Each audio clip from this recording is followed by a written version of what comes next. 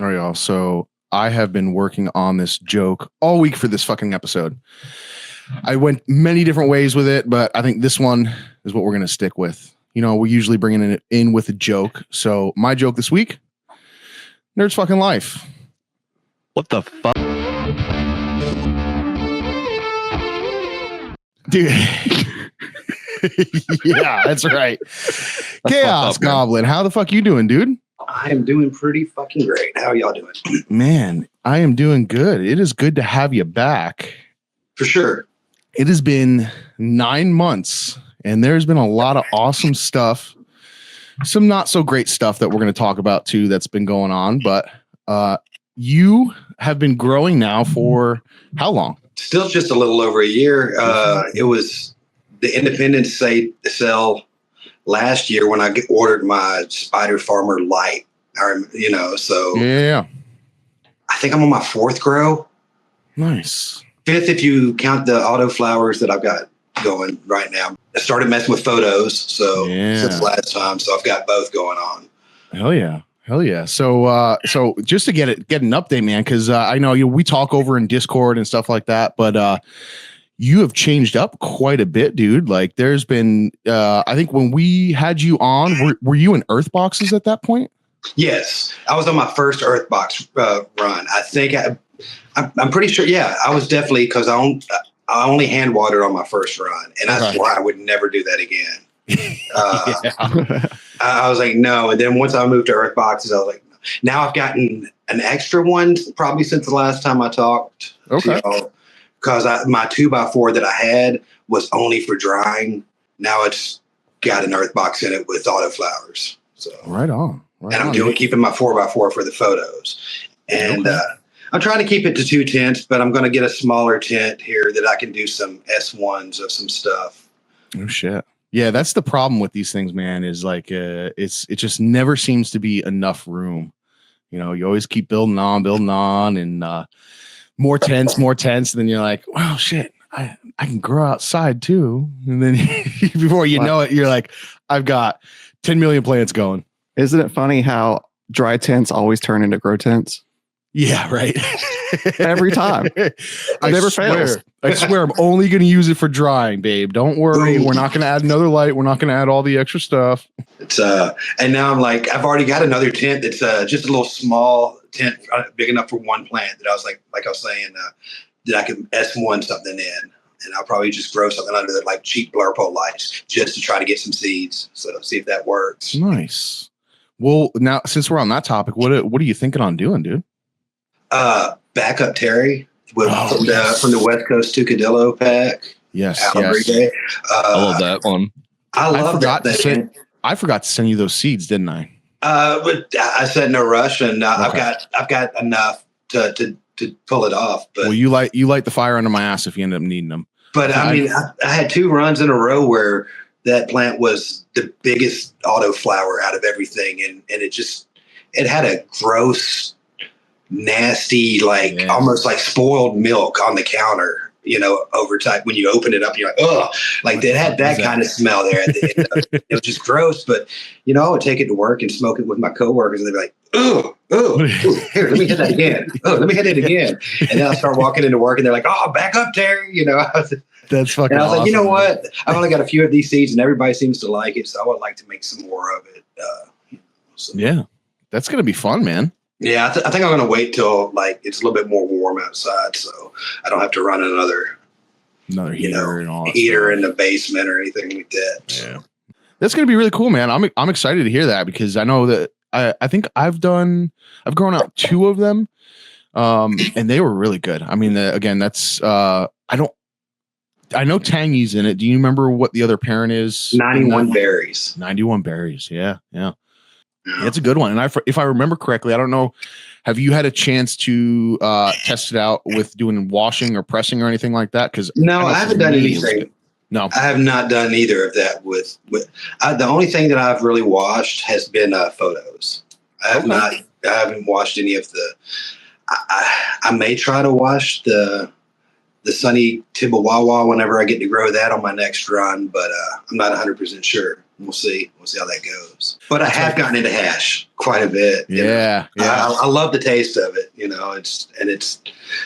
I've had asthma growing up, and I feel like my lungs are better throughout the day when I take a dab or two in the morning as opposed to smoking a couple of bowls and joints. Yeah. Yeah, no, it's definitely cleaner on your lungs and definitely more healthy for you for sure. And plus the taste you get out of it, man. It's always like just slaps you. I mean, like flower's great. Don't get me wrong. That was a majority of what I smoked. And but yeah, dabs, man. Just that quick rush, just that quick hit of it. You can't beat it. And don't get me wrong, I've had both concentrate and flower already this morning. So oh yeah, I'm not a picky thing, and I'm about to smoking this. So yeah, I'm not a hash snob. I just started enjoying it, and I'm kind of a novice at it. I've only done one wash. Earlier in the year, I did a couple of dry sift things. Dry sift. I enjoyed that. I've got stuff in the fridge that I could dry sift anytime. Just on a good cold day, probably open up the windows and do some dry sifting and press that. I know it's been a while since I've seen what you got for a setup, but didn't you got those big old trays, right? To dry sift. Yeah. I think they're like 24 by 18 or something like that. Is how big the set I got was. Yeah, that's what I have too. They're good size, and then I always put some parchment paper up underneath it on the table that I work with, because whatever falls through, it's probably not the best quality. It doesn't catch the best, just stuff that falls through. But I still smoke it because I'm not a snob. I'll push it aside separately. Maybe sprinkle it into a joint or something like that. But there you go. It may not get pressed. Yeah. Well, that's awesome, man. And you do have a press now as well, right? Mm-hmm. So I already had one of these little Presso Pro by Rostec. Okay. Mm-hmm. I had that, and it was only like a ton press. And I just if I'm going to do this, I want something a little bit more power. So I got a 7-ton dually tech. Nice. And that seems to do the job pretty well. The first wash I did, I ended up with about 7 grams of rosin off of one plant. So nice. that's not bad, because I think about if I would have gone up to Cincinnati to a dispo and bought solventless hash rosin, it would have cost me like $70 a gram probably, maybe 40 if you get the bargains, find something on a clearance bargain thing. But usually the solventless stuff is up there, in Cincinnati, and that's the closest places we've got right now. I'm in Kentucky. We've got we got medical here. I've got my medical card, but we have no operating dispensaries yet. They're there, but nothing's happened yet. I'm already getting the emails about, hey, it's time to renew your medical card. And I'm like, I haven't even gotten to use it yet. Right.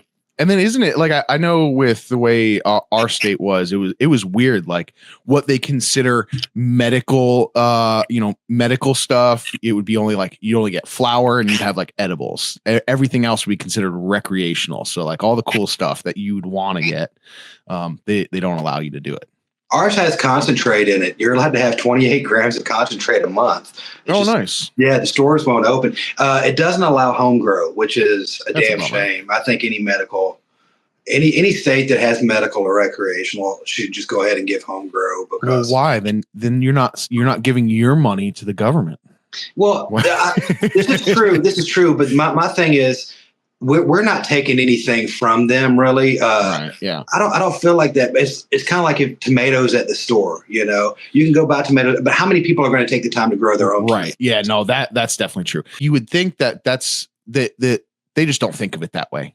Yeah, that's logical, but yeah, they don't think of it that way. I got friends who will drive up to Michigan once a month and come back with stuff, and they're kind of interested in growing and whatnot. And I tell them what to do, and they're like, "Well, you gotta wait that long? Well, I can go get an ounce for $60." And it's just it may not be for you. This is more of maybe just for connoisseurs and people that are just love the hobby. Yeah. It's a fair point. And I love the hobby. I like knowing what I'm getting and not having to go to the store and rely on the store. But if I needed to, it's there, and that's a good thing. It's a good backup. People shouldn't definitely be being locked up for smoking it. That's for damn sure. At least it's a step in the right direction down here. Yeah, fair enough. I know, nerd, you're always keeping me on track with what's going on at our local-ish dispensaries, and shit's getting cheap. Yeah, Massachusetts at least. Yeah, the dispensaries around me are pretty expensive still. So we usually take like a monthly trip out to Mass. Yeah, I spent I think $112, and I got a half ounce. I got a gram of ice water hash. I got 20 rosin gummies, and I got a full gram cart. Man, that's a really good deal. Right? Yeah. I know he's telling me that. I'm like, fuck, dude, what am I growing for? Exactly. That's what I was saying. Like it's not for everybody. That's for sure. Yeah. When they make those prices so low, I mean, that's what happens, right? Like, especially with markets like this, right? Like, even though he's the next state over, I'm the next state below, it's like our states, everything is so hot. Like it's on par with that $70, gram of rosin, right? But then you go up there with them where the market is not as new and it's so saturated. Everything's getting cheap as fuck. You're like, holy shit, look what I can go get for like nothing, Well, it's funny. So the dispensary that we go to in Massachusetts just opened one like 2 towns over from me, and the prices are like double. Yeah. Which the tax difference is only 1%, so it's not the taxes do it. It's definitely a supply and demand thing. Oh yeah, absolutely. Are the taxes higher over by you or in Mass? I think New York is 1% higher. Really? Wow. It's crazy how different it is just from state to state. Mm-hmm. I remember when last time I was going to Illinois for something, there was a sign before you got to Illinois, and it was like, veer off this way to hit Michigan. It's your last chance to get cannabis at an affordable price. Come get it. I know with all the stuff with the farm bill, I'm definitely going to start breeding as well. And that's also one of the reasons I want to do the S1 stuff, is because if I'm limited to the seeds I've got in my bank right now, I could start one by one, taking the ones that I like the most and S1ing them one at a time and just having some backups of those. Yeah. I may have called in a few favors to some of our breeder friends and asked them to make me specialized reg packs. Nice. It's the way to go, man. Get your hands on as many regs as you can. Store them for long-term storage, just in case. Right? Let's play the fucking doomsday type thing. Like, if it all goes away soon, what the fuck are we gonna do? You got a stock of seeds now, man. Fuck it. I think. I don't think it's going to fully go away. I mean, they're going to try. The banking, the money thing may get kind of weird, but I don't know. I don't think it's fully going to go away. It wasn't. It was a thing before 2018, and it's going to be a thing after. This all changes. Yeah. They're just making it harder and harder for it. That's what it seems like.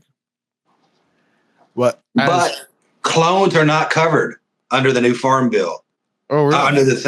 Under the wording of the stuff, clones are still going to be a thing. So I don't know if they fucked up and left clones out of it, but if you go look at it and read it closely, clones are completely left out of it. Oh, no shit. Just a thing there. Interesting. I wonder if it's because you probably can clone hemp as well, right?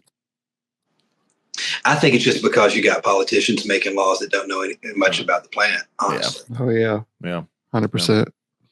Yeah, I know with the two of you being in the industry, things have been changing. Chaos, what have you seen? I mean, if you don't mind sharing any of the kind of how you are aware of this or what it is you do. So I work for a pretty big hemp company. I can't say the name of it. I won't say it on here, but fair enough. I get to work in mainly packaging, on that side of it. But every once in a while, I'll go in and do the hand making of gummies and whatnot. But we make gummies we bring hemp in. They extract it. It goes into refinement, and they make gummies in house. They make oils for pets. They make CBD, different like dosage level bottles and whatnot, and that goes out to all over the country. it's a pretty big industry. The owner of our country has been, the owner of our company has been in DC on and off for the last week trying to keep the company alive, keep the industry alive, working with politicians and like, hey, you don't understand how many jobs are at stake. Right. They've taken videos of us and put it on Instagram. Like, I have seen those. They're awesome. He's getting everybody all riled up. Like that's awesome. That's a good guy to have on your side. A good guy to be working for. It seems. Yeah, it's a really cool company to be working for. Hopefully one day cannabis will be legal here, and I'll be able to take off glasses and talk about the company. Yeah, it's good to be working for that. But I know that they're working to try to, the few things that I've heard that they're really trying to push for right now is making a 2-year stay on the thing. Because right now it's only got 1 year from the day that Trump signed the bill. So it's only got 1 year. We're trying to push for 2 years. So that gives it enough time for companies to figure out what we're doing, and no laws get passed in a year. It doesn't happen like that, unfortunately. They're going to try to put a cap on the amount of CBD or the amount of THC that's available. Right now, what they put out is like each container is supposed to have less than 4.4% THC in it. And at that level, that pretty much wipes out CBD. It makes CBD ineffective at that level, unless you're just like making isolates, and that's pretty expensive to stay in business just to make isolates and turn it into that. Okay. But right now it's like 0.4. They're pushing to make it like each serving can only have 5 milligrams of THC, which means that our gummies, we do sell 10 milligram gummies, which they would have to get cut back in half. They sell 10 milligram THC beverages, which would have to be cut in half, but it would keep the industry alive at least. But but that doesn't cover seeds or anything else like that. Or that's just covering, the plant consumables. Yeah, because one of the things that I don't think people realized was that the people in legal states also depend on CBD. And when they go after the hemp market, it's usually looked at as red state weed because of the THCA and then the mail order, stuff that you can get, which I am guilty of buying myself. But they can call that red state weed for a reason, because it usually goes to states where it's not legal.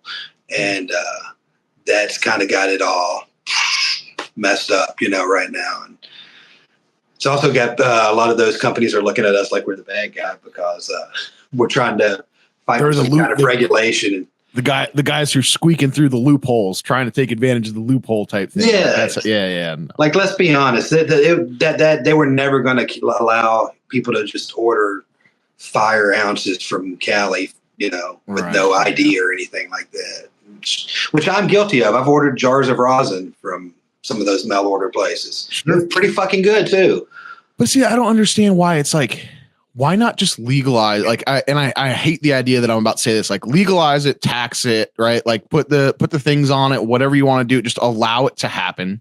Instead of having these where people are coming out with new compounds or trying to figure out how to make the fake stuff and this and that, like, why not just legalize the real shit? That's always, honestly, I think that's always been the problem with all drugs, though, in my opinion, is you make one thing illegal and they're like, okay, well, we can mix up under our basement, in our basement to get you off. And it's like twice as worse than what they just made illegal. And that's moonshine cannabis. Yeah. Like you're who knows what's in some of the gas station stuff that's not tested at all. And I know that all testing is not perfect. There's a corruption in some of those testing facilities, but I don't know. I do agree that taxing and regulating, because that it's taxed already in legal states. Yeah. But there needs to be some kind of framework for everything to exist. Yeah. And I think a lot of people are realizing that hemp and cannabis are the same thing, and it's just been like a legal definition that's only separated the two, for a while. Sure. Well, I hope they get that all squared away for you, because I remember you doing the transfer from your job to that, and you were so psyched, and you were so happy about it, and it's just such a bummer to see the government's overreach on things and how they deal with things. It fucking sucks. Yeah, they've been pushing for regulation way before. They're like, hey, I know y'all are going to try to cut this down. So instead of doing that, why don't you regulate it? Because there's a lot of people that depend on these products. Yeah. And a lot of people aren't like us. They're not people that are smoking joints and hash and rosin and shit like that. It's usually people in their 60s that are like kind of a little bit scared of cannabis, you know, but they're like, hey, this 5 milligram hemp gummy, you know, is not going to hurt me like the thing that has the alien with the red eyes and the bong in his hand on the package, you know? Yeah. That's very true. I agree with you. Like a lot of customers that we have are usually people in illegal states with chronic illness. Yeah. It's like the main customer base. But yeah, so I'm a web developer for, I don't know, about a half a dozen different hemp companies and then a couple other cannabis companies. So the past few weeks have been crazy, like preparing for what's going to happen a year from now. I contacted all the banks that we use and asked them what their policy is going forward. We end up getting some emails back being like, oh yeah, we don't plan on turning the bank account off until the last day. Right.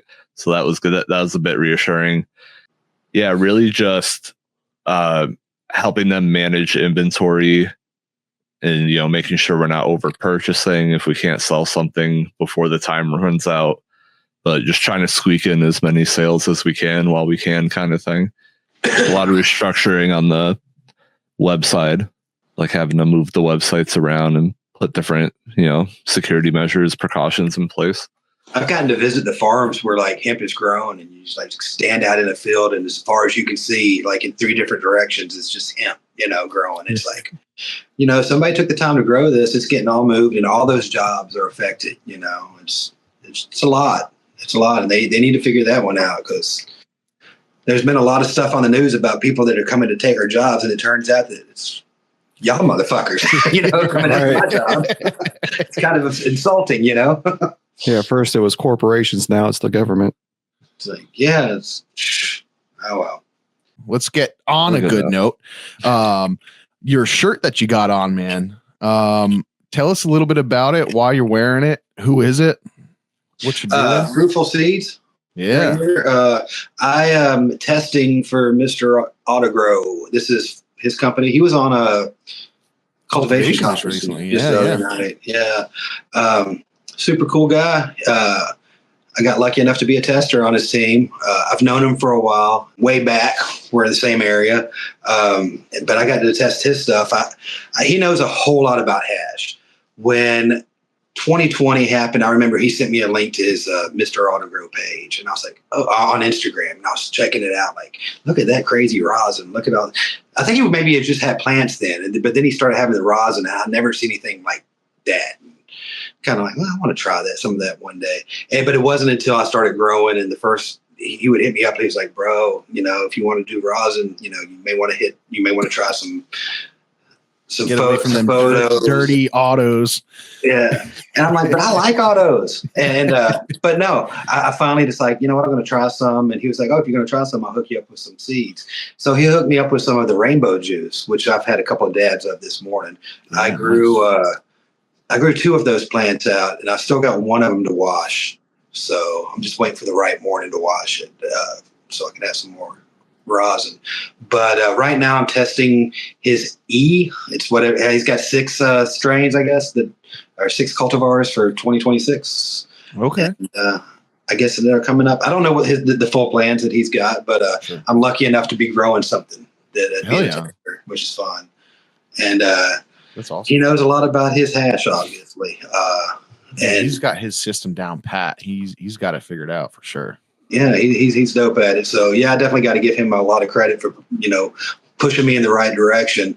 That and a couple of other podcasts that the Homegrown Hessians podcast, that's been a very good one to listen to as well, that I've been checking out. And they've got a cool Discord. I think they were also on cultivation. Yeah, I was gonna say, yeah, I haven't checked out their podcast. I know that they've got some pretty good information from what I've heard, but yeah, it's pretty good.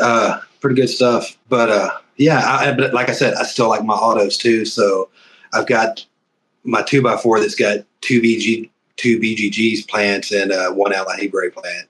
I'm going to keep on doing both at the same time. Sure. Yeah. Yeah, and that's I know you're saying you haven't tried any of your autos yet for washing or sifting. Is it just I have photos? sifted. Yes. Okay. Yeah, I think I sifted one of the BGG plants, and I want to say it was like Odin's Express. Okay. Yeah. I sifted that, and the white mango that he had. That was like it was I think it was Mango Isle and White Widow cross that was like limited to 10 packs, and I got one of those. And I washed that. I didn't wash it. I sifted that. But then after a while, I was like, man, I want to try to wash, because it wasn't the same thing. Yeah. But it's still a lot of fun. Did you get any? Because I did actually get a pack of those seeds as well. Did you get is it like mango, or like how mango are we talking? Mine weren't very mango, to be honest. Okay. I think the White Widow was dominant on the one. Like I did 2 of them, and one of them was kind of smaller, and the other one was pretty big. But I think I didn't get a lot of mango from it. I think whatever the White Widow, I think it was definitely more dominant in that on both of mine anyway. Oh, shit. Okay. All right. Oh, what about I know you were you just set up, well, not just, but you've kind of came up with you were following Mr. Autogrow on how you set up your washing system. Is that correct? No, actually I'm doing mine completely different. Completely different. Oh no, shit. Yeah. He's got quite a big fancy setup. He's invested quite a bit of time and money into his. Me, I'm cheap, Yeah. Do it yourself. I got I'm doing mine in the 5-gallon washer that you can get off of Amazon, the Zeni washer. It's like, you get that, you replace the hose on it, white, whatever, right? Yeah. It's 5 gallons, so you can do a 5-gallon wash in that. A lot of the people have those big stainless steel tubs and ladles, and it's just fancy. A lot of money. I'm not there. I'm not there. Not for what I'm doing. So I'm using the 5-gallon washer. I got that. You replace the hose because the hose is one of those crinkled ones, and you don't want it. Stuff will get sticky in there, and you can't wash it out in the crevices. So you replace that hose, and then I'm going to the buckets with the bags. Sorry, I'm high as hell. Now, with the hose, what hose did you end up going with? Is it like one of the flexible ones, or did you go PVC? I got a flexible one. You did? Okay. Yeah, because just so I can move it and aim it straight directly to the buckets when I dump it out. And that was my problem. Was I should have gone with the flexible hose. If I was smart, I would have done that. But I went with the PVC. Just because the folks that I learned it from, that's how they had it. But now it means that I've got like this big old washer, and then I've got this like 2-foot PVC, pipe that comes off the side, and like I've got to store it just right. It takes up so much room. So let me switch that out. I don't know if you guys know this, but Paranoid loves flexible hose. I do. It's a matter of fact. Is that a band?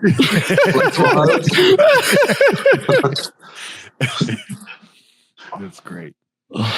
Well, cool. So you did that. You've got the I do like your setup, because you have that. So you've got the 5-gallon buckets. You've cut them down into like rings, right, for separating the different micron bags. And then you have that sitting in, is it like one of those yellow top totes? Yeah, right? It's a tote. So I've got it, cut a circle out of the top of the tote so they can sit down inside of there.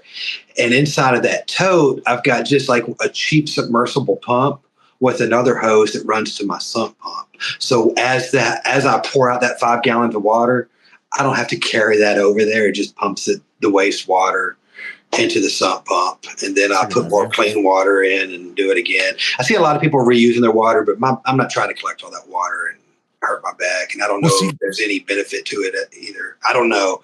That's what I thought you were doing. I thought you were taking that water that was inside the crate there, and then you were just going to pump that right back up into it. And I was like, that's fucking genius. No, I didn't do that.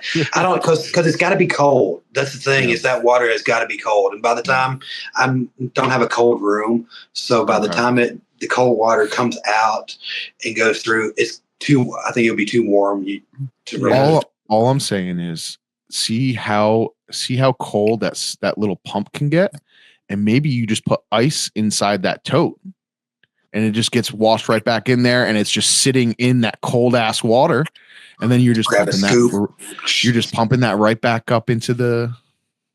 That's you'd have to filter the water though. That's the problem. Yeah. So what I do is the night before, it's already going through. I got an RO kit, so the night before I will go ahead and get, I got some 5-gallon jugs with containers, and I run it and get a couple, maybe about 15 gallons of water set aside, and just that way I can bring them, just have them ready to have clean water to pour back into the washing machine. That's the way I've done it on my first run. Yeah. Maybe I'll try to take some notes and figure out the next time how to do a little bit better and just keep on fine tuning. It's just what I did with growing. Is the first time wasn't great, the second time got better. So always that's it. Always improving for sure. Yeah. When I get into washing, I did it a couple of years ago. It's miserable for me because I do it outside. And I do it when it gets cold. Like, I mean, it's freezing up here. We do it with snow outside, and I'm doing it out on the porch. And I just cut like a little hole inside my bottom 5-gallon bucket, and it's basically just pouring out and going on the side of the porch, just right onto the ground. And just the idea of playing with water when it's freezing, it's miserable. I'm sitting there like freezing. My hands are fucking cold as hell. It's like, all right, when is this over? And you're like, fuck, I still got and then you got hours. A couple of grams. Yeah, you're like, what the fuck did I just do? That I just played it outside. Yeah, yeah. So dry it. What are you doing with that for the drying thing? Mm-hmm. So on the Fruitful Seeds Discord, there was a link to the air drying, and I can't think of whose air drying technique it was, but it's a pizza box. Yep. That it's not a used pizza box unless you want sausage chirps. Well, that explains why my hash always had the sausage chirps. But you get you a clean pizza box and a piece of cardboard that was cut to fit inside of it, and I pinned some parchment on top of it, and I just scooped the hash off the screens onto those, and I close it up and I just put it in the fridge. After about 48 hours, I do believe I have to go back and look at the notes. I could be wrong on this, but after about 48 hours, I took it out and I sieved that. Oh, okay. Yeah. Through a strainer, a sieve, and a cold spoon. And I did this inside of my freezer because I don't have a cold thing. And once you start working with it, it starts getting warm and gumming up quick. So you got to do it as quick as you can. Yeah. And when you receive it through there, it just starts falling off as like golden hash all over the parchment tape. Okay. And you do that, and it usually takes about 10 days in the fridge to air dry like that. And then it's good for pressing or putting in a jar in a fridge or whatever you want to do with it. Nice. But it's usually good and ready to dry enough to you can dab it. You can do whatever you want to with it then. But it's pretty tasty. It's pretty amazing. That reminds me of a story that Nerd just encountered himself. He had a nectar collector, and he recently got some ice hash. And you want to tell the story instead? Oh yeah. So I got the ice water hash from the dispensary, and it's like very like grainy, like wet sand kind of consistency. So I don't have like a cheese bowl or anything. So I went to go use the nectar collector, and when I went to go hit it, it just sucked all of it in. It was like my nectar collector like did a line. Oh my god! It's just gone. It was like. But did you get that all in one hit? I didn't get anything. Oh fuck! The nectar collector just snorted it. It was one for the homies, and that was it. Oh Yeah. Lord. But I did. I've been putting it in the peak, and then that usually melts it enough where I can get some rips off of it. I'm gonna have to try to wash some, sift some and do that. Just keep it in that form. I have not personally tried the after you have the little cakes, right? Like you scoop it off of your bags. I have not sieved it. I've just had I've used little dental tools. So the guys that I learned it from, that's what they'll do is they'll take the patties. They've got the 25 micron, little sheet. And then the way that they showed me to do it was take that, put that on microfiber towels. Have the 25. I did do that. Yeah. I left out that step. I did set them out before I went straight to the fridge. That does really well of soaking all that moisture out of that little cake, right? Completely. And instead of I know the way that I've heard Badger saying he does it is he'll take that cake and then that goes into the freezer and then you can process that later on. But he does the sieving as well. I've only ever done it where after that little cake is dried on there, right? I've done everything, I've cleaned everything up, getting ready to do it. I'll put it inside the sausage terp infuser and then start to break it apart with little dental tools, basically. But it always comes up in big chunks, and I find that a lot of my hash seems like it dries a little bit darker.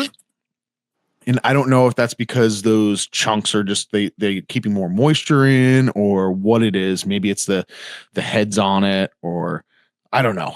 But I want to try sieving it because I've seen where then it's this you get this little layer of just that all the heads. It was just like sand. Yeah. It was like golden sand. It's crazy looking. Have y'all had Badger on? No, I have on my podcast. Yeah, that'd be interesting. He seems like he knows a lot about hash. That'd be an interesting listener. Yeah. So what I usually do is I have the screens, and then I just run all my trimmings through it, and then usually I take the two whatever quality screens, which is what the first and last ones basically, and then I put those together, and then I press it into hash rosin, and then I take the good screen and then press it into hash rosin by itself.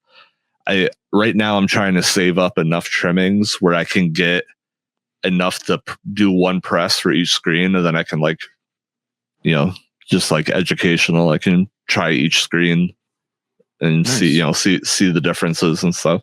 Yeah. So I have a whole bunch of bags in the freezer. 72 micron and your 90 micron. Yeah, because I really have no point of reference for that, so that's something I should probably learn.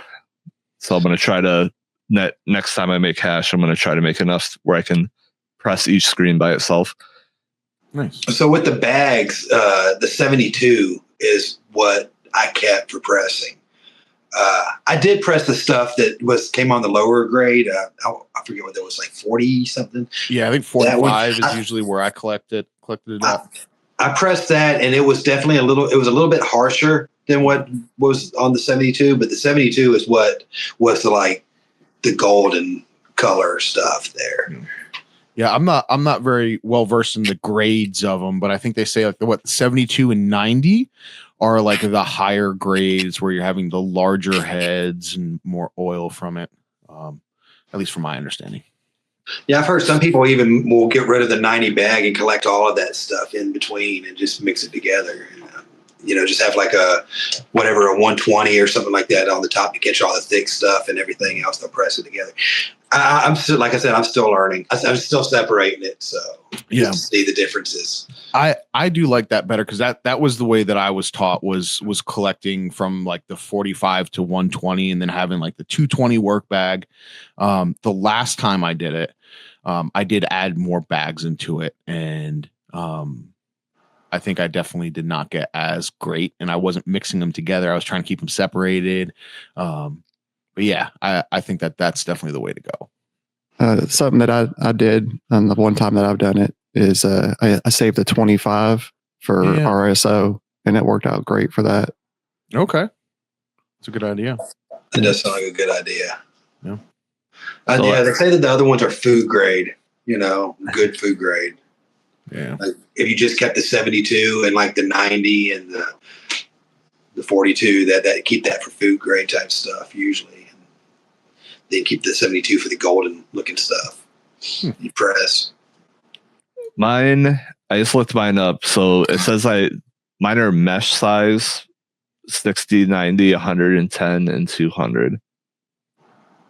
But then it says the micron size is 250, 165, 149, and 75. Yeah, I think the first numbers you said were going to be the closer ones, right? So it says mesh bag size, but then it also says differently on the micron size. Yeah, it gives the mesh size and the micron size for every screen. So are those two different units of measurement? I think they are, but like I said, I don't know still. I have no idea either. Somebody will have to chime in later. Yeah, hey, you idiots. Somebody who knows more than us about this new hobby of mine.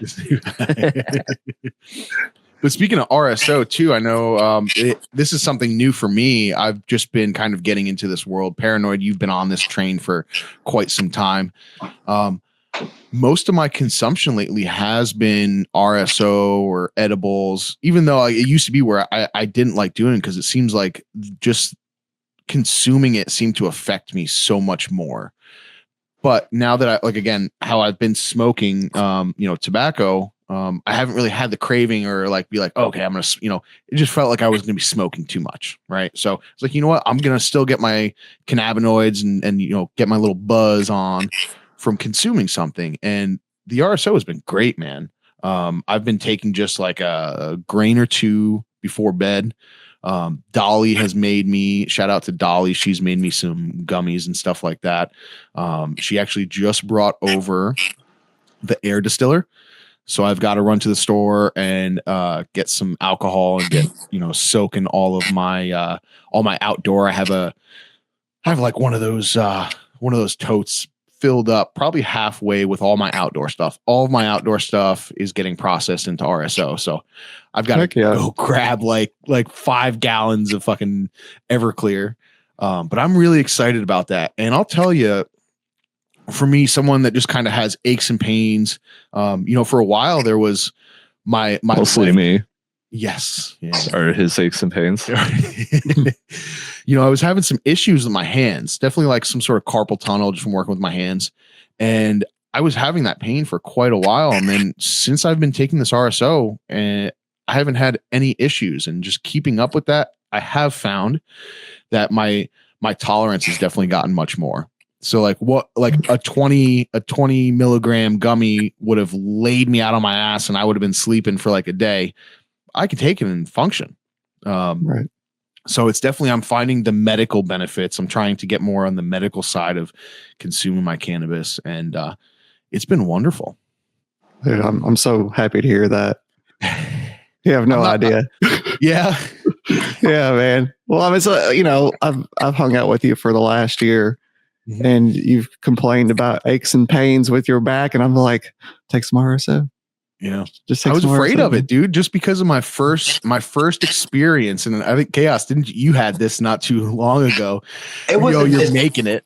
It wasn't as bad as what you said yours was like. Yeah, you were out for days, weren't you? It like I felt like I had gotten hit by a mat. Like the next day, slept the whole fucking day, but it was like 3 days.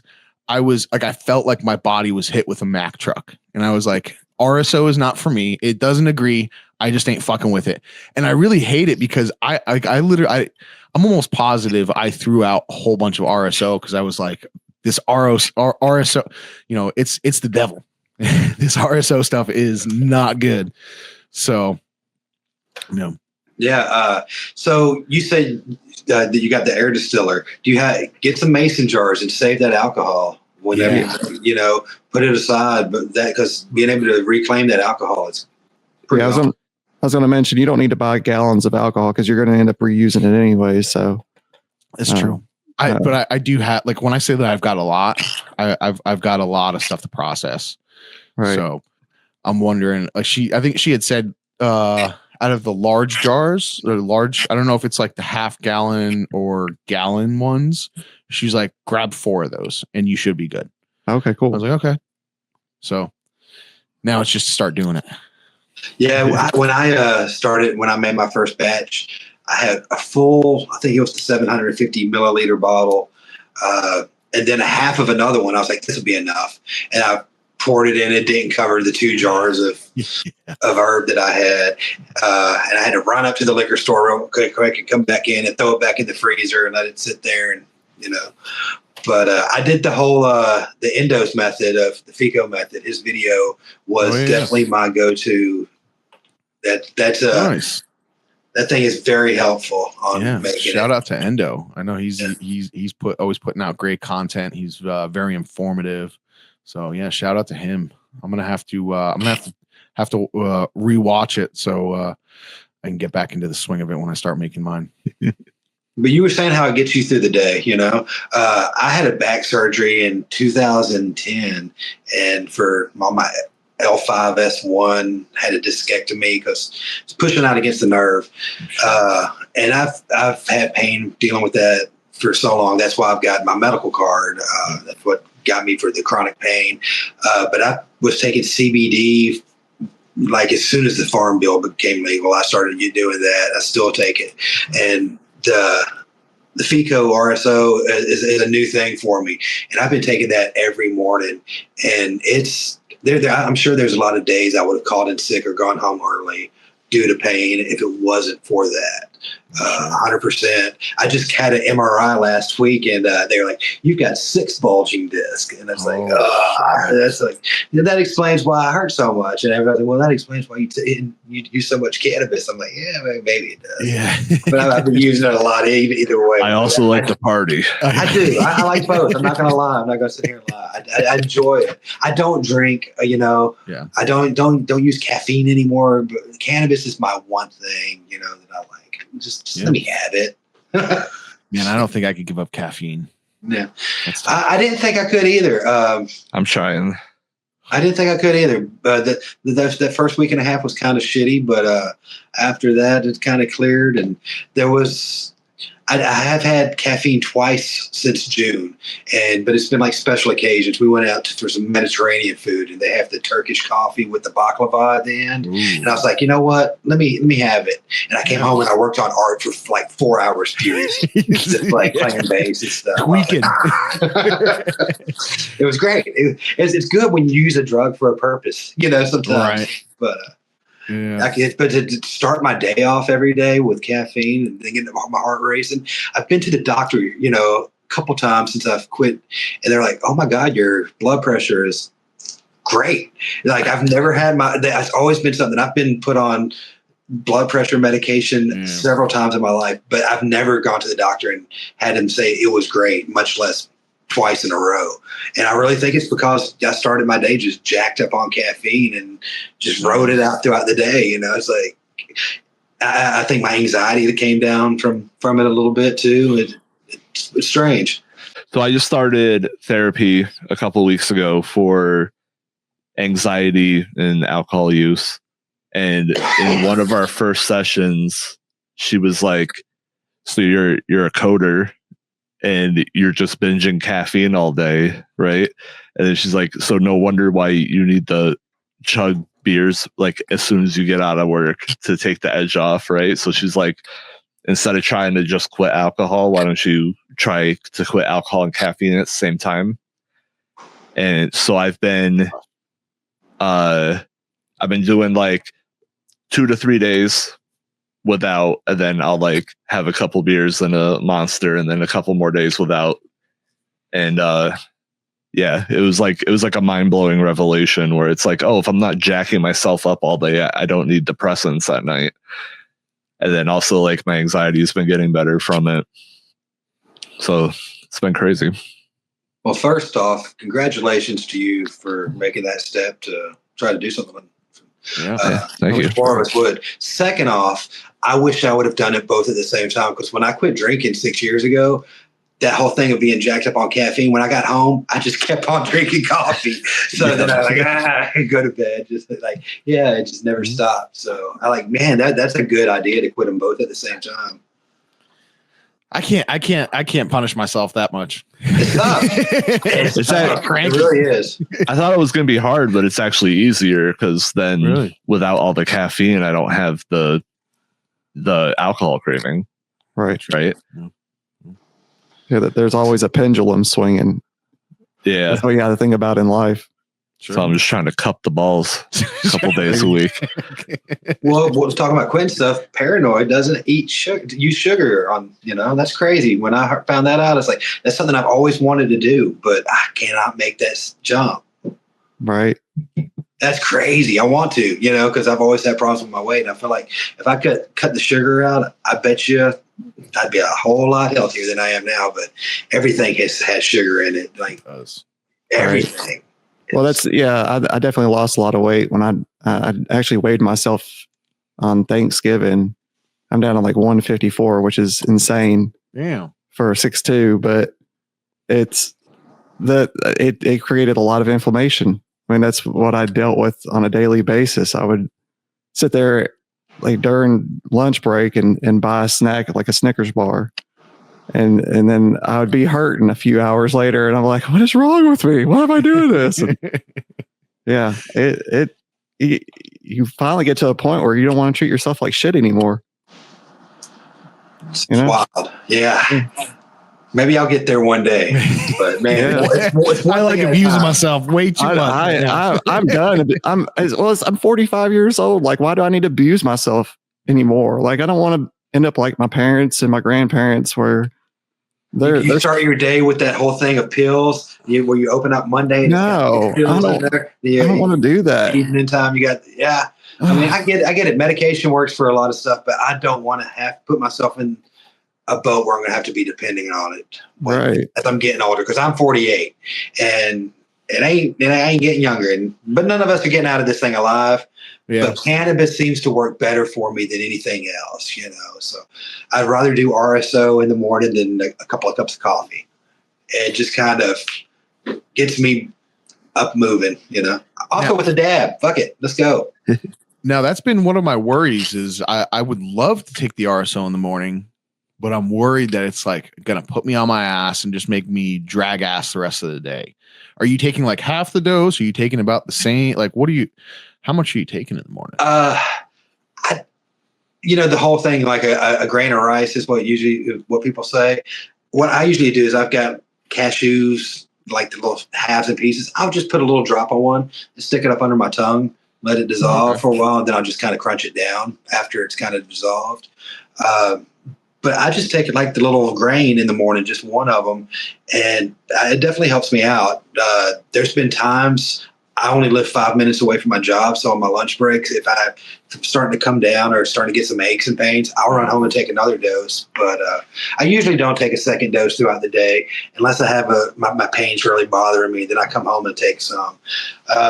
Here lately, I've taken a couple of doses right before bed because it's helped me sleep better throughout the night. I have a hard time getting comfortable because of my back, but it definitely helps me sleep, and it's better to take that than I've got my anti-inflammatories and my muscle relaxers that the doctor's given me, but I try to stick to the RSO.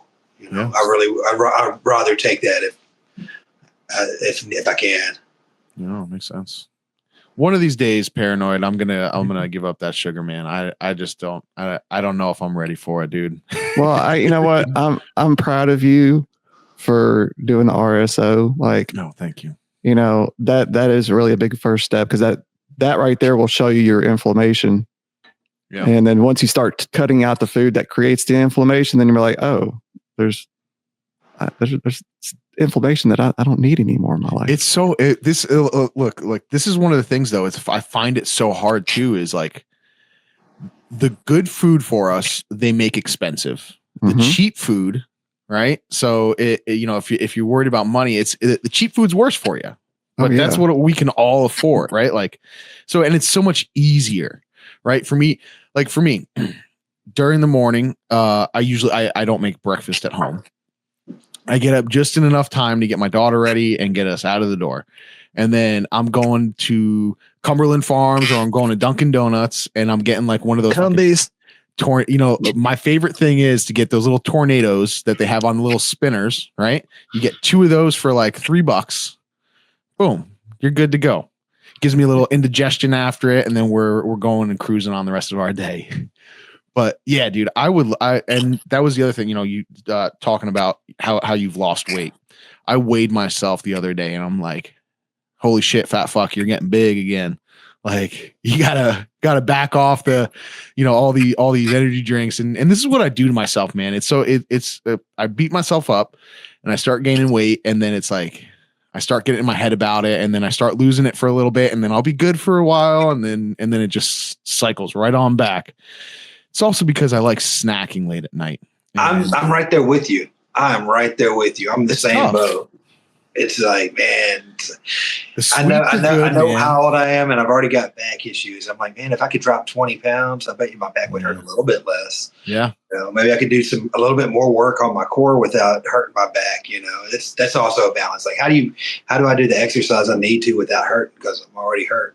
Right. I'm gonna put on my white Nikes and start walking the neighborhood. I keep a dress like Forrest Gump when you do it. Yeah. Now you need to do the beard already, right? I know it'd be awesome. I was running. Jenny.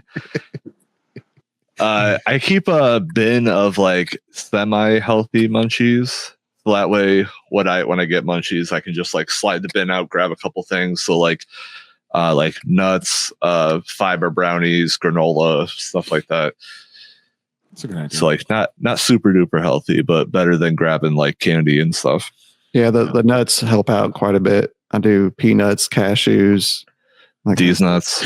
Yeah, these. I was waiting for it. I was just waiting. Surprised it didn't happen sooner. Speaking of nuts, I did want to go back to seeds for a little bit. Paranoid, what do you use for your seed vault? Because I remember seeing it in Chicago. It's like a snare drum case or something. It is a fireproof safe that is like a soft-sided, but it's fireproof. I've listened to a lot of podcasts over the years and where people have lost their whole seed collections to a house fire. And the paranoid in the name is like, I got to have a fire safe. So my seeds are protected. So yeah, that's what I use. I can actually send you a link. I got it on Amazon, I believe. Oh, nice. Yeah, because I'm at the point where my box is overflowing. That's what she said. And but I was looking at Black Friday deals on Amazon yesterday, and I did see one that was kind of cool. So it was a seed vault, but it looked like trading card pages where you just slide the packs into each one. Oh, those are cool. Yeah, I've seen those. Yeah, cool. But you like to you like to take yours out of the packages and put them into like little vials and stuff like that, right? So I've been putting them in Ziploc bags where I write the breeder and what type they are and the strain name on each one. And then I also have them in a bigger bag. So I have one just for auto fems, auto rigs, so on and so forth. Nice. And then some of the nicer ones I keep in the packaging. Yeah. But yeah, seed storage is another thing of this hobby, right? Like there's so many little things that you could do. I think I've got mine just in a big old, like it's so disorganized. Mine is pretty disorganized too. All I've got is like, here's a box of auto seeds and here's a box of photo seeds. And then I have to dig through them. And yeah. You're like pulling everything out like, oh fuck, I forgot I had this. Or like, oh, maybe I'm not going to run what I originally thought I was. Cause now you're shoveling through all these different other things. Find some weird freebies and stuff in there. Yeah. Like, oh, this sounds good. Maybe I can make some more room. We can get this in there. Which I'm finally over my freebie curse as of 2 days ago. Congratulations. What is your freebie curse? So I started a run so I wanted to try running 8 seeds at once and then scrogging them, but keeping them in small pots so they won't get super huge. So I planted 8 seeds, none popped. And then I planted 8 seeds of a different strain and none popped. And then I planted 4 of a third strain, and they all popped yesterday. So I got that. So now I have 4. It is, I have it right here actually. Slamberry X Orange Portal. That's speedrun. Speedrun, yeah. Mm. Which I've never had either of those strains, but Homeboy has had the Orange Portal, so it's really good. When you say small pots, what size are you talking usually? With this run, I was just going to do 2 plants in a 5-gallon just to try to get them. But usually I have a whole stack of like half-gallon pots that I did for my last run. I ran, eight bonsais? Yeah. That was pretty good. But man, my head stash is fucked. I think like all I have left outside of like edibles and wax and stuff, but for flour, all I have left is like an ounce of strawberry widow. That photo run really put a damper on things, huh? Yeah, like set me back like 6 months or whatever. Damn. That is also one of the reasons that I'm doing autos in between, constantly as well, because the time it takes on the photo runs is quite a bit longer. And it's just nice to have another tent with the autos constantly going. Yeah. So I have my auto perpetual going now where I'm about to in 2 weeks, I will harvest every week for 4 weeks because all 4 plants are like a week apart kind of thing. That's wild. Just keep it flowing. The Dakar Haze is coming up pretty soon, isn't it? Yeah, I'm actually gonna check the trichomes on that because it looks done. Yeah, like plant wise. Oh shit! But it's still on pictures before you cut that down because I know it was getting big. It's been a while since I've seen it. Yeah, it's huge, and it's only on day 66. Yeah, but it's like it's getting there. Yeah, it was getting looking pretty good when I was there. We actually went to go see Billy Strings live, and oh yeah, the day after. Who's he at? I don't know. This is some new guy. Some new guy. But yeah, we were over there, and I ended up staying over. And the next day, my work schedule got all jacked up. So I was like, "Hey, I can do some chores for you." So I fixed his door, did some gardening for him. He's just over there working on his computer. Or do you want to tell me what you think of Billy Strings? Because I'd like to hear your experience, sir. Me? Yeah, we can talk about that. Okay. Well, dude. So, yeah, tell me about it. Tell me. I'm excited. Tell me. All right. So, like, I listened to a bunch of Billy Strings before we went to the show, and I just put on like his top 15 songs on Spotify, and I knew about 8 of them probably. So that was pretty cool. Yeah. And then we went to the local arena by our house. Like 2-block radius covered in nitrous balloons. Well, so walking over there, right? So he goes, do you want to go park over there, or do we want to, park over here where we can get free parking and we just have to walk a little bit further? I was like, fuck yeah, let's do that. Let's park down the road. We'll walk over there. And then as we're walking, he's like, oh yeah, by the way, he's like, this is where people get shanked like once a month easily. He's like, I've had like five employees that I work with that have gotten personally stabbed right here. I was like, I think I would have rather paid the $5 or $10 for just parking instead of getting like out of the car and being like, by the way, welcome to Stabville, dude. Like, so we're walking and he's like pointing out, he's like, yeah, someone got stabbed here last month and then right over here. And he goes, oh yeah, you notice how we kind of like walked around this little park area? He goes, yeah, that's where the stabbers hang out. Like, what the fuck, man? We actually parked in my parking spot where I park for work. You think stabbers leave the house in the morning like, I'm going to go, bye, honey, I'm going to go do some stabbing. We got a stabbing quota. I mean, I guess they work at night shifts, so they get their dinner and leave. And I had a dude shooting up next to my car 2 weeks ago. I've had people sitting on the hood of my car smoking a joint for some reason. And I'm like, what are you guys doing? Yeah, it's a It's my new parking spot because my old parking spot, someone got shot in my parking See what I'm spot. saying? So I went to go park one day, and my parking spot was just filled with Jesus candles. Oh my god! Why are we laughing? We can't stop. Yeah. All I'm saying is, see what I'm saying, guys. See what I'm saying. So yeah, we get to the show. It was awesome, man. We got there just in time, actually, too, because everything started packing in.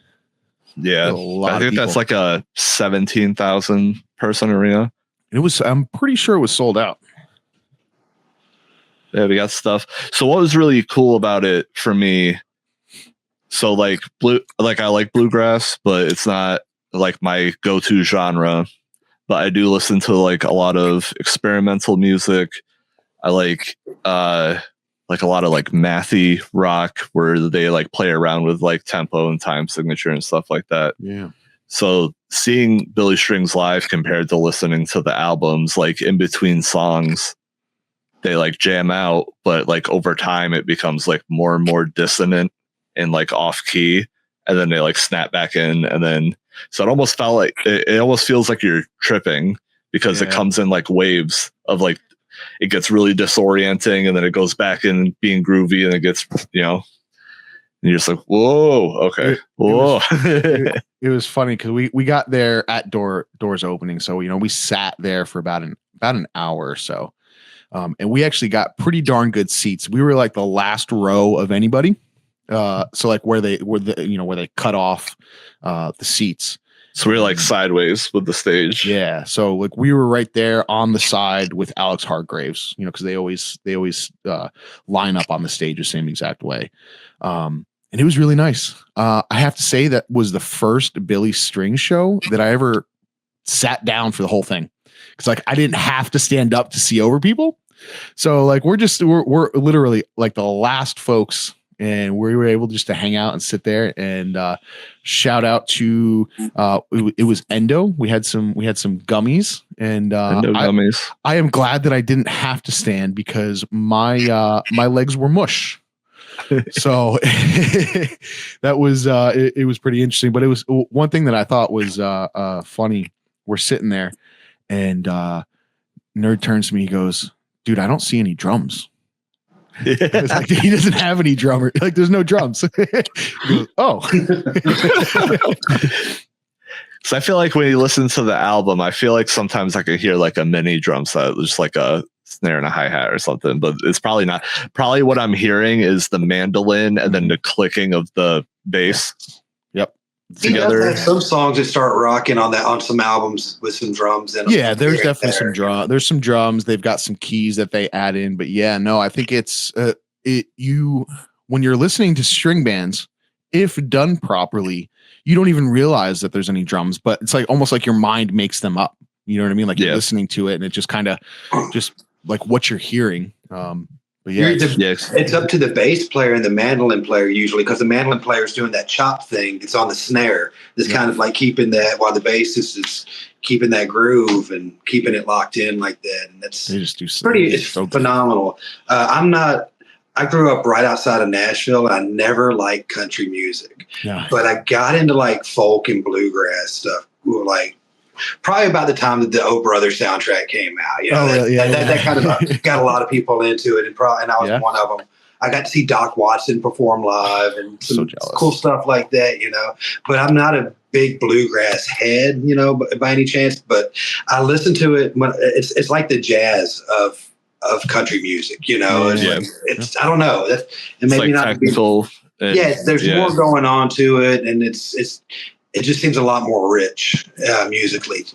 And I appreciate Billy Strings because, like I said, that Oh Brother soundtrack, that's kind of what got me aware of it when that came around. It's always something every 10 to 15 years that kind of comes around and gets a whole new generation. Like, hey, have you ever listened to this type of music? And then there's a whole new, it gets bigger and bigger. Then you got Billy Strings doing 2 nights in a row in different cities, and they're sold out crowds. It's it's pretty crazy, you know. I would like to think that we're in some sort of revival type thing, or at least it's being the torch is being passed on with Billy, right? And Third wave bluegrass. Yeah.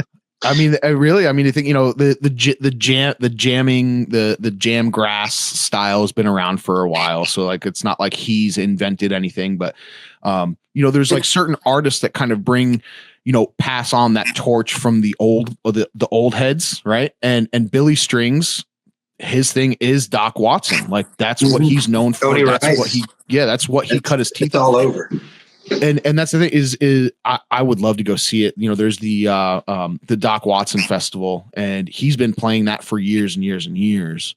Like that's who he, you know, obviously he learned from a lot of the other guys, but Doc Watson is like his, like, that's what he wants to be known for. Right. Like, you know, I think there was a newer interview. I haven't listened to it yet. But, you know, they talk about, oh, well, you know, when you were playing with, what is it, Billy and the Kids, he's not like, he was asked if he felt like he had to be the need to be the Jerry Garcia. And he's like, no, man. He's like, that's not what I know. Like, I want to be known as like the Doc Watson guy. Like, that's my thing. And I was like, yes, like, let's fucking go. Pretty awesome. Yeah, I'm glad he's there. And I love the fact that he'll throw in like Black Sabbath, you know, covers and, you know, Pink Floyd covers in between. And he really pays tribute to him. He doesn't like do them as a joke. I mean, when he does covers, they're good. He kills it. Yeah. He kills his covers. I'm glad he's out there. Yeah. Yeah. It's going to be fun to see. I think I was talking to Nerd about, I was like, all right, this dude's got a nice, long, awesome career. As long as he doesn't fuck it up with drugs or do something stupid where he fucking kills himself. Like we've got an awesome musician that could be around for a long time. Like it's going to be awesome to see how he matures and as the band goes on. So I'm really excited, and I'm glad. Now I've got to go to a Billy show with Paranoid, and I've got to go with Nerd. Now the three of us need to get together. I agree. Together. Yes. Of course, Chaos Goblin, you're more than welcome to come. I've never gotten to see Billy, and you haven't. I would love to. I would definitely love to see him. I just haven't had a chance. And the tickets, I mean, I'm in Kentucky. Bluegrass is huge all over, you know, the United States, but in Kentucky, he comes. It's a big deal. Home, right? It's the Bluegrass State. Yep. Yeah. Yeah. And that was one of the other cool things I think, Nerd, you had said. It was with, you know, I think people have a certain mindset. They're like, oh, we're going to a bluegrass show, right? So they already have like this preconceived idea of what it's going to be. The way the lights start going, and it's with the music and the lights, and it almost makes you feel like you're tripping. Like it fucks with your eyes, your senses, and you start going into like this weird place. Like going to a Tool concert. Yeah. Yes. You know? Yes. Yeah, there was one point where they were jamming and it was getting more and more dissonant, but it was also getting this like epic sound quality to it. And then the whole arena was just getting more and more and more red. Like we were like going down the hell or something. It was just like so actually the day after with dummies. Yeah, right. Yeah. So the day after, I actually went to ChatGPT and I was like, "Hey, is what I saw accurate last night?" And then even ChatGPT was like, "Oh yeah, he'll take you down a fucking bluegrass wormhole." That's the way that I've explained it to people. And I know it sounds weird, but it's like when you're watching, especially a band that's that tight together, it's like you're watching like the ship. Right. Like it's not just one or the other. It's like this whole entity that's up there, and it feels like it's driving the whole place. And you start getting in these things where it's like, whoa, like what's going on? And then all of a sudden, like you snap out of them. And like, it is just such a cool experience to see musicians that are that well-versed, that talented, and they gel together and mesh together. Because they talk to each other without even having to talk. Right. They know who's coming up next. I mean, sure, they do plan those things, but I mean, you could tell someone, fumbles or something like that. And it's so seamless that the next person just gets going and then that's it. Boom. It's gone. They've got it worked out. I just don't know how they get time to just keep on practicing. Like, hey, we're going to work up 5 new tunes for tonight's set, and then Yeah. tomorrow night we're going to work out 5 new tunes for, it's the covers are just like, every time you see him, he's just like doing something different. It's a lot to learn. And yeah, I don't know how they do it, man. Like I think of it and like, how awesome would it be just to travel the world and just hanging out with your homies and playing music like that. And then I think like, damn, they fucking bust their ass. I don't know if you know, but at my other side job, I get to do that. I'm in this band called Slipknot. Sorry. Dude, that was, I just want to say, the comments that we got after that and everybody thinking that you were actually in Slipknot was, it was a few hilarious. people hit they sent me direct messages. Hey, it's awesome. I'm like, sorry, dude. That's just joking. Some poor guy in Slipknot's getting his house raided in Iowa. Right. That was fucking hilarious. When we were doing karaoke in Chicago, Paranoid and I did Duality, and I kept using the microphone and pretending his head was the keg.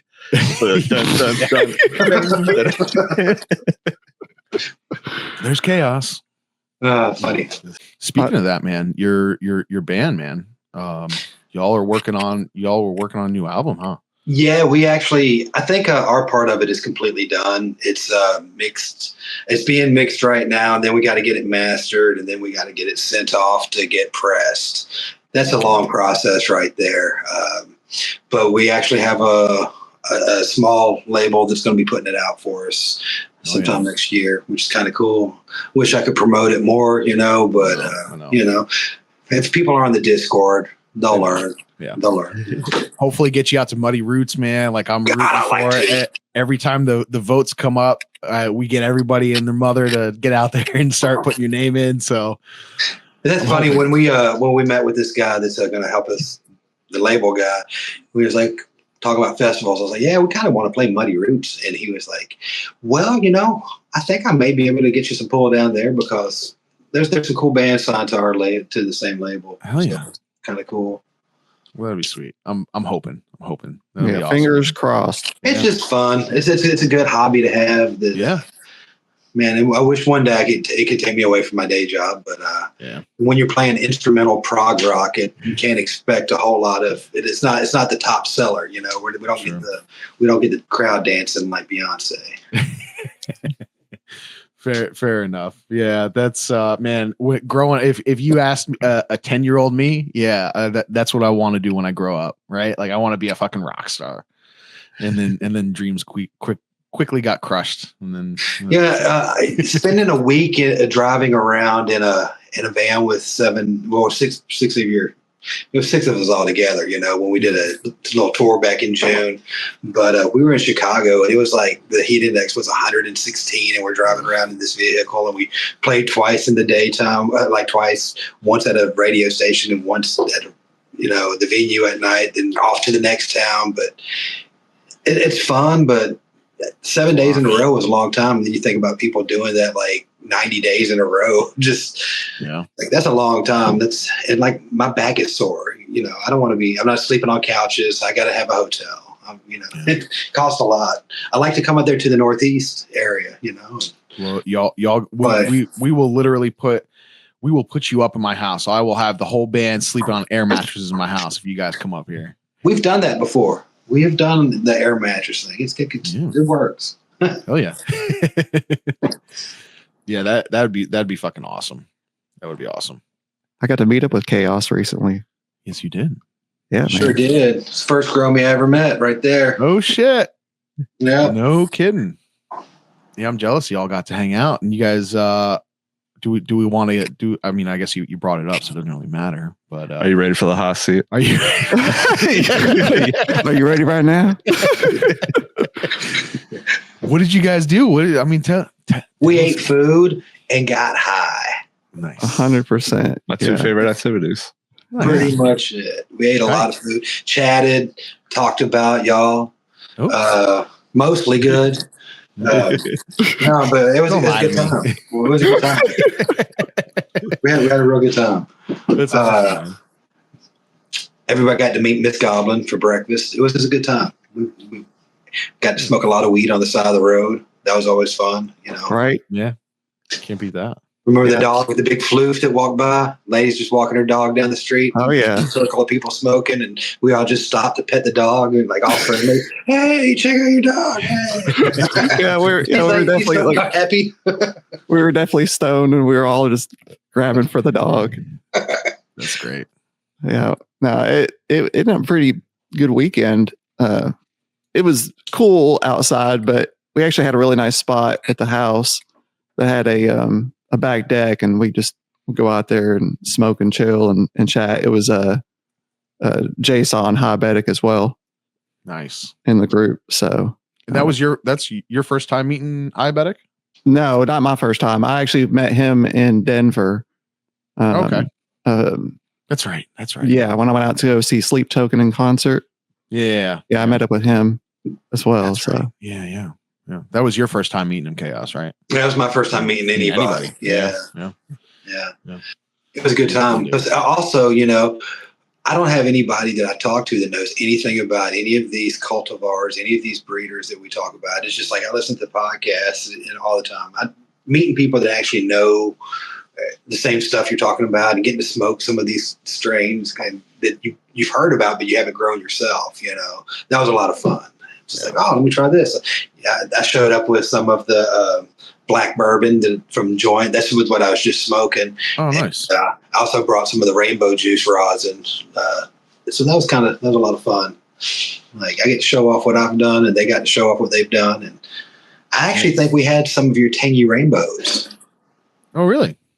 Rosin. I could be wrong. There's so much going on.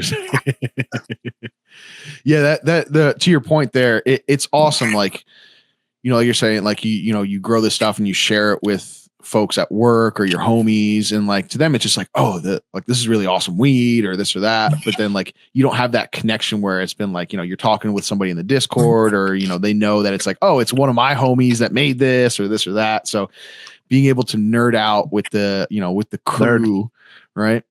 Said it. Who said it? Quotas to meet, folks. Paranoid. But yeah, no, that's awesome, man. That is one of the things that I absolutely love, is just getting together with all of us, the people that are in the Discord that we talk to every day, and getting that chance to fucking hang out. Yeah, I keep on wanting to do more things like that. Get out. I wanted to go to the Alabrije pop-up in Chicago, but I had so much stuff going on that time, and thinking about it next year, you know, like maybe I'll go on this camping thing that happens. Yeah, that sounds kind of fun. You know? Get the band to come up. You can hit do the tour, right? And then just take off on that day, go camping with us, and just hang out. That's it. Yeah, I think he said something about a multi-day thing. I know that's going to be actually pretty cool. That's kind of crazy. Be cool. Yeah. It keeps growing year by year. Be interesting for sure. Yep. Yep. Yep. Uh-huh. I was actually just saying that before. I think you had ran away, or you went upstairs, and I was like, Nerd needs to cut out like that BGG episode where we were just like, yep. Mm-hmm. Yep. Mm-hmm. That was fucking great. Girth. Yeah, Girth. We hit 1 million views this week. We did. Yay! On That's our amazing. 420th video. Hail yeah. Completely coincidental. Right? I'm surprised you didn't plan it like that. You're like, okay, load them up. Quick. We got to get to If I could choose how many views we got. I just mean video wise. Yeah. But yeah, no, that's awesome, man. Just it blows my mind every time to think that anybody would want to watch the crap that I make. You know, it's wild. It's absolutely wild. One of my goals for this year was to have us post a short that got over 10,000, and it got slightly more. Slightly? Yeah, right. 15 more. Right. 15 times more. I'm like, how many it times just hit 170K. Yeah. So the million, is that how many views the podcast has gotten? No, this is the whole Our channel. YouTube total. Okay, the YouTube total. That's awesome. Yeah. Yeah, it's wild. And to think what is it? I think it's like one of the videos is like half of it. Right. Yeah, we have one video at 600,000. Yeah. So this just it's absolutely wild that that specific video took off, and just like how it's so weird how the algorithms work and what falls into the things to start taking off. But man, I appreciate everybody that's ever watched anything or consumes any of our content. So I do thank as you to well, everybody. man. Yeah, congratulations. Thank you. It's been fun. We're coming up on 2 years. So, and then that was what our deal was, right? To make 1 million views and then we could quit.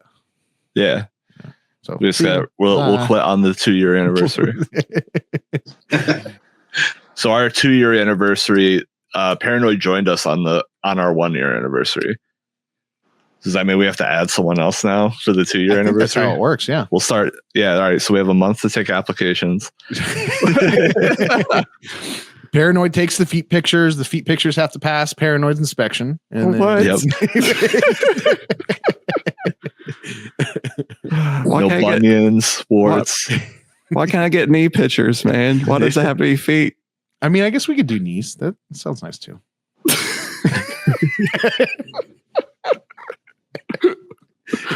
Beats and knees. The new Beats and knees. is that going to be the new podcast on the network? That's a good Beats idea, and knees. actually. Beats, Yeah. knees, and tobacco. Hey, when are you going to put out a video with you trying to press some tobacco rosin? That's a good Yeah. idea. Actually, I have some tobacco pressing right now. Really? Yeah, I do. Yeah. Wow. I just use it to make like plugs and stuff like that. Right now I've just got it in some vices, but yeah, I've got to actually I've got my right there. My press is right there. I do have to get some more. I was actually thinking about buying some whole leaf and doing another one of those, but yeah, man. Yep. It's not really Excellent. making rosin, but it's close enough. No, I just could see in one of those videos where you're doing the squish and it just brown. That would be great, right? That's a good video idea, actually, dude. Yeah. We should do that. Well, I had an idea this week where if we can make a video where it looks like we're putting Q-tips in our ears and then hitting it like rosin, Oh no. like hitting earwax. Oh Lord. Oh Lord. like taking like a dab tool, right? Like, so Yeah. this is how the shot goes, right? Like a dab tool, you go like this, right? And then like when it comes like Peter's out, gotten into the wax game. yeah, Uh, And then we That would hit be it. And we That's hit so it with the nectar disappointing. collector. that'd be a good cooter video, actually. Yeah. I'm gonna show you how to make earwax rosin. Wax. first, we're gonna take an ear candle and collect the wax. Oh no, yeah, that's a nightmare. Well, cool, man. I know we've been talking for about an hour and a half now. I know Wow. we could sit here and talk, but I think Nerd said he's got to go outside and play in the snow. So Yeah. No. Can't believe it. I'm going to try to replace my bass neck. That's gonna be fun, dude. What Yeah. what made you get that the new neck?